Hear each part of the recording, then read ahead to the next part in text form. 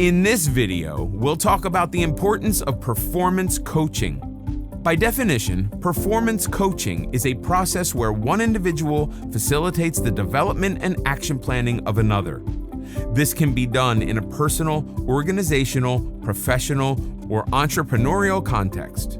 For instance, on a personal level, individuals can seek career coaching, emotional coaching, life coaching, and even something like hypnotherapy, among many others, to achieve their goals. Let's take a look at career coaching to start off. If you feel stressed or worried about your job security, the coaching can help you cope with career changes, identify strengths and transferable skills, set realistic goals, and develop a strategy to achieve the career you want.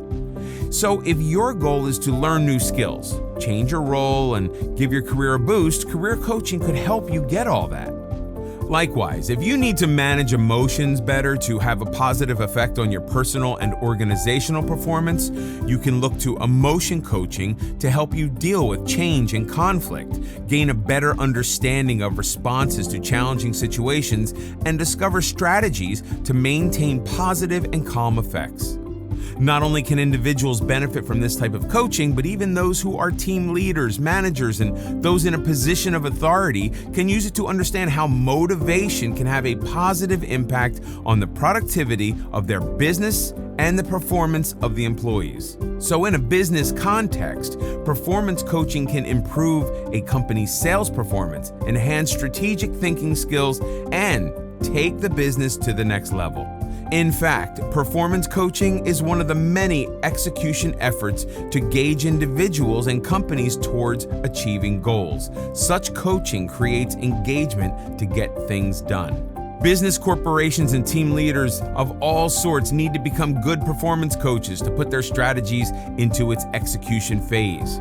While there are many performance coaching methods out there, the most popular one seems to be something called the GROW, G-R-O-W method.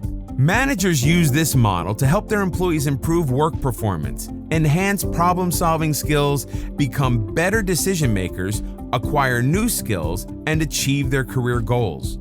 Once again, the acronym like SMART SMART, G-R-O-W GROW, also helps create the right context to help individuals transform their potential into peak performance. What is the GROW coaching model? The GROW model offers the coach a simple yet effective framework for goal setting and problem solving. The GROW model works with the collaboration between a coach and a coachee to work towards achieving goals. As a leader, the coach may be a manager, a seasoned entrepreneur, a teacher, or anyone in a similar position who can help a subordinate make better decisions, solve problems that may be holding them back, learn new skills, and otherwise progress ahead in their careers. So how does GROW work towards achieving goals? Referring to an earlier example of taking a trip, first you decide where you want to go, goal.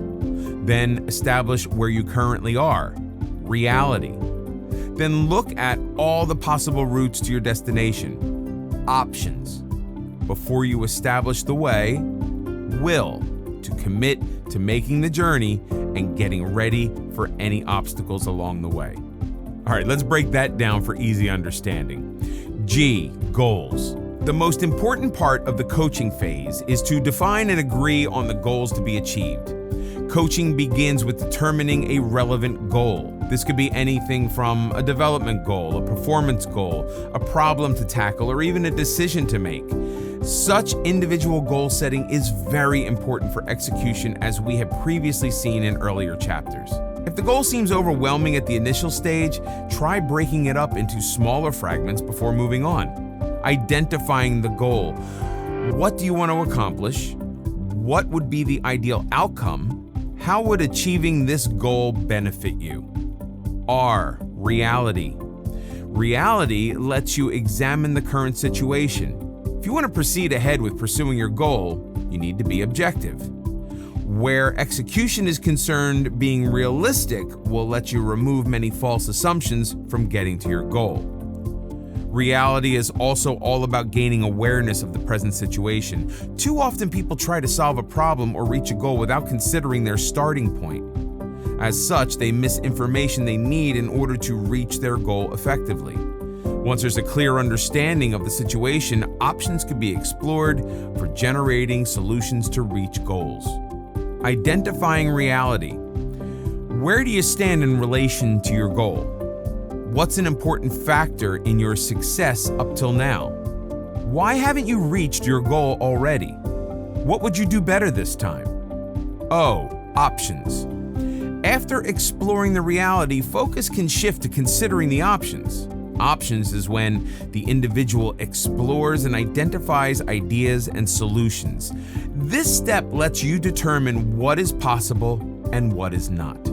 The coach does not make any decisions for you, but only guides you in the right direction. Exploring options. What options do you have? What do you think you need to do next? What would you do differently from before? How could you do it differently? W. Will. This is the final component of the GROW model, where the will or the way forward for execution is established. In other words, the action plan for the next steps is determined. The purpose of this final phase is to transition to a decision as to how you can achieve your goals. It's sort of like a commitment to specific actions to move forward towards the goal. Exploring will. What resources could help you? Do you think there's anything missing? When will you start? Applying the GROW model to businesses. In a traditional scenario, the GROW model coach only acts in the capacity of a facilitator, assisting the client to choose the best alternatives without offering any advice or a direction. When the same is applied to a business leader, a few things may change. For instance, the team leader or executive may already have an expert opinion to offer, and it's part of their job to guide team members to make decisions that are best for the organization. Yet, at the same time, it may be more proactive for people to draw conclusions for themselves rather than have these imposed upon them. Example, you've been at your job for the past year and would like to be promoted to team leader within the next 2 years. Now, this is a SMART goal, which is specific. You want to be the team leader moving ahead with your career. Measurable, from entry level to team manager. Attainable, because you already have some experience in the field. Relevant to your career.